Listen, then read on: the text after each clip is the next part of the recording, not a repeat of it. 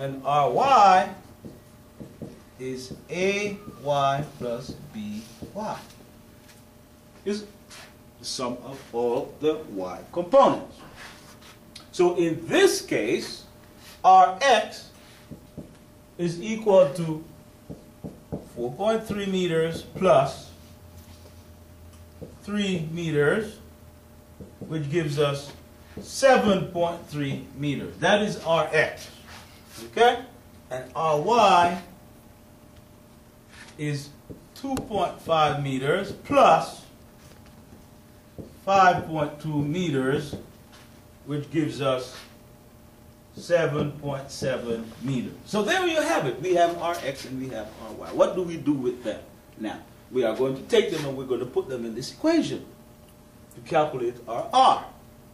So, R squared is equal to 7.3 meters square plus 7.7 meters square. Once again, I'm going to approximate. This is approximately, I don't have a calculator, so I'm just approximating. Approximately 50 meters square. And this is approximately 62 meters square, which is going to give me 112 meters square. So now to find R, I need to take the square root. What does that give me? R is equal to the square root of 112. Let me see. It's about 10, approximately 10.2 meters. I'm approximating. So, there you have it. We have found the resultant of two vectors using the component method. Let's review what we did. What we did was we took each vector and we broke them down into components. Then we calculated the components. We have the components over here. Once we calculate the components, then we use this equation here to get the magnitude of what we call the resultant, or the sum of the vectors. Now, we're not done. There's one little part left to this. And in addition to calculating the resultant of the vectors, we need to know the direction of the resultant. Okay? In other words, we need to know what direction the resultant is pointing in. And if I could just show you what I'm talking about here, real quickly. Let me go back to these two vectors that I had. These are my axes. Okay?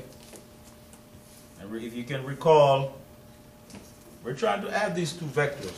One of them was A, pointing that way, and the other one was B, pointing this way. Okay? So where is the resultant? Here is the resultant. The line from the center, which is the tail of the first vector, to the tip of the second vector. In a sense, it's no different from the graphical method. The resultant is the same. There it is. So what we have just found is R. Okay? But we not only need R, but we need the direction of R. What is the direction of R?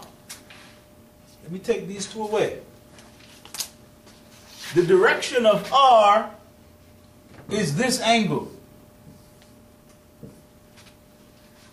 Okay, there's R, there's direct. There is its direction. So how are we going to find that?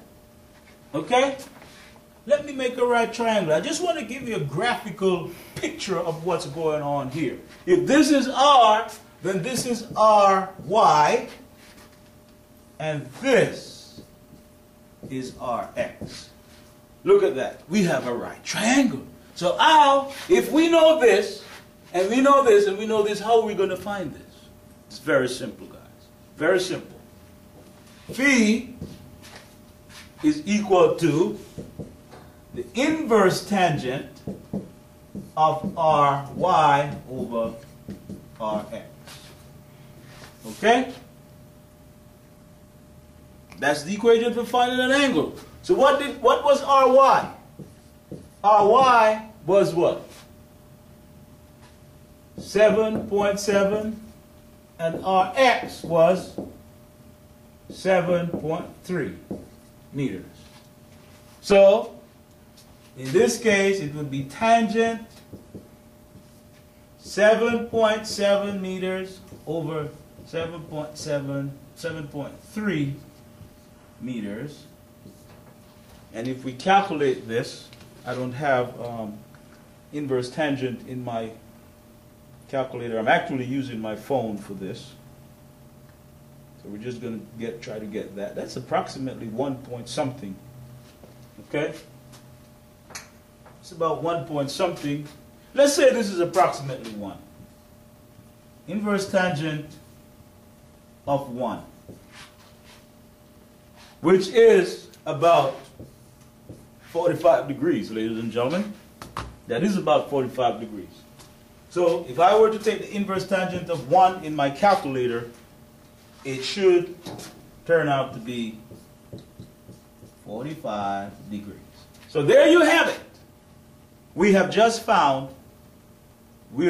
added two vectors using the algebraic method. We have found the resultant of the vector and we have found the direction of the resultant. Once we have done that, we are done. Okay? So finally the resultant was 10.2 and the direction was 45 degrees. That's how you go about using this method to add two vectors. Now, what if you wanted to add 3 vectors, 4 vectors, 5 vectors, 6 vectors, 7 vectors, 8 vectors, and so on and so forth?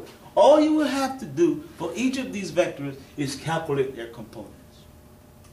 Okay? So, if, for example, we had another vector, c, we would just calculate cx, cy, whatever it turns out to be, dx, dy.